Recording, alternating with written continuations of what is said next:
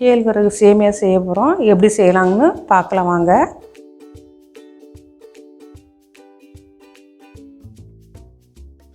இந்த வீடியோ உங்களுக்கு பிடிச்சிருந்தா லைக் பண்ணுங்கள், ஷேர் பண்ணுங்கள், சப்ஸ்கிரைப் பண்ணுங்கள், பெல் பட்டன் அழுத்துங்க.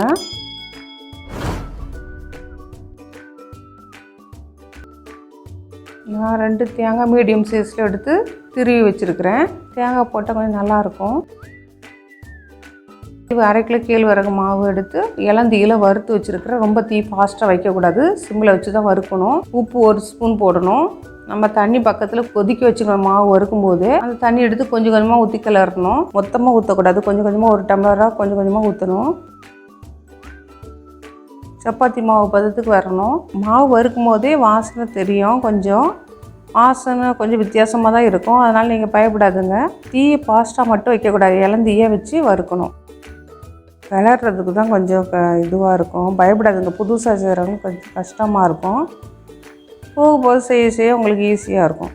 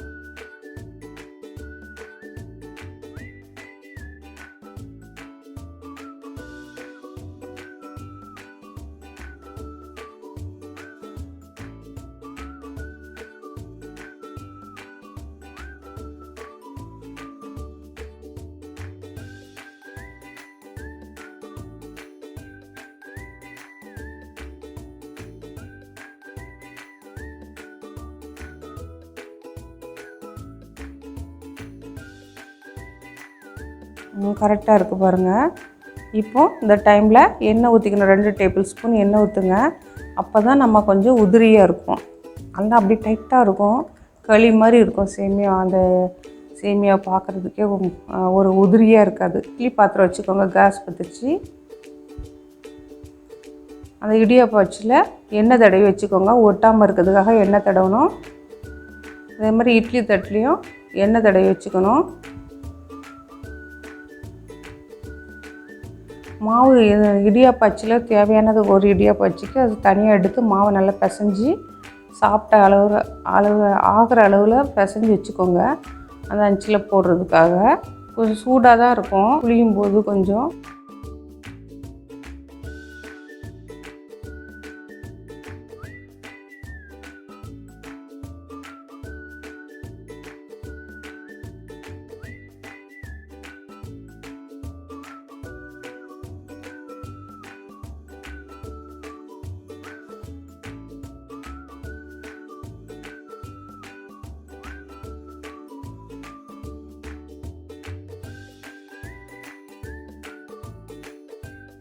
ஒவ்வொரு தட்டுலேயும் சேமியா கொஞ்சம் கொஞ்சம் புளிஞ்சிட்டு தேங்காய் கொஞ்சம் போடுங்க.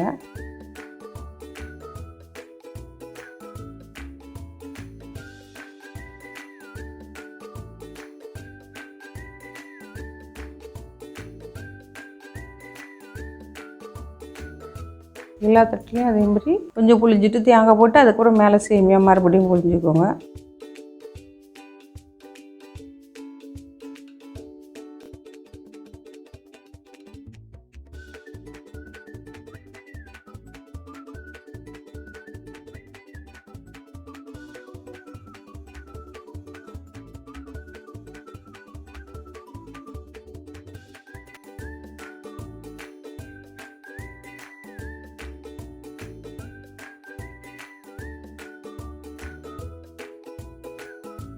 இடியாப்பம் புளிஞ்சோன்னா தண்ணி கொதிச்ச உடனே ஒரு 3 நிமிஷம் தான் இட்லி கொப்பரையில் வைக்கணும். 3 நிமிஷத்தில் வெந்துடும். உடனே இறக்கி வச்சு ரொம்ப நேரம் வைக்கக்கூடாது. ஏற்கனவே தண்ணி கொதிக்கிற தண்ணியை தான் நம்ம ஊற்றி பசைஞ்சிருக்கோம். அதனால் 3 நிமிஷம் தான் வைக்கணும்.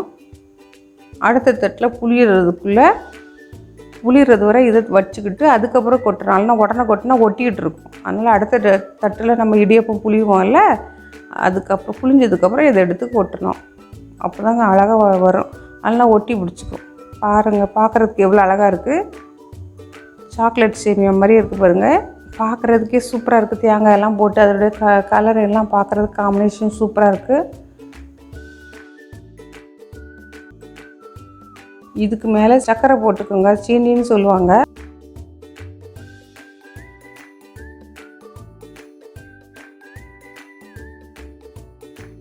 குழந்தைங்களாம் விரும்பி சாப்பிடுவாங்க. இது ரொம்ப இரும்பு சத்து ரொம்ப இருக்குது. எலும்புக்கெலாம் இது ரொம்ப நல்லது. பிள்ளைங்களுக்கு செஞ்சு கொடுங்க. நீங்கள் செஞ்சு வச்சு பார்த்து பிள்ளைங்க சாப்பிட்றதுக்கு ஆசைப்படுவாங்க. ஆசைப்பட்டு அவங்களே சாப்பிட்ருவாங்க. பாருங்கள் எவ்வளோ அழகாக இருக்குது. அந்த தேங்காய் பூ போட்டிருக்கிறதுக்கு அது கலருக்கு சேமியா கலருக்கும் சூப்பராக இருக்குது பார்க்குறதுக்கே.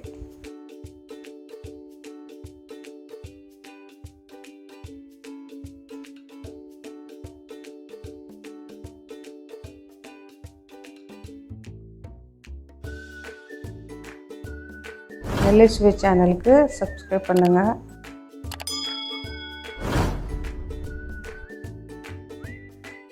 இந்த வீடியோ உங்களுக்கு பிடிச்சிருந்தா லைக் பண்ணுங்கள், ஷேர் பண்ணுங்கள்.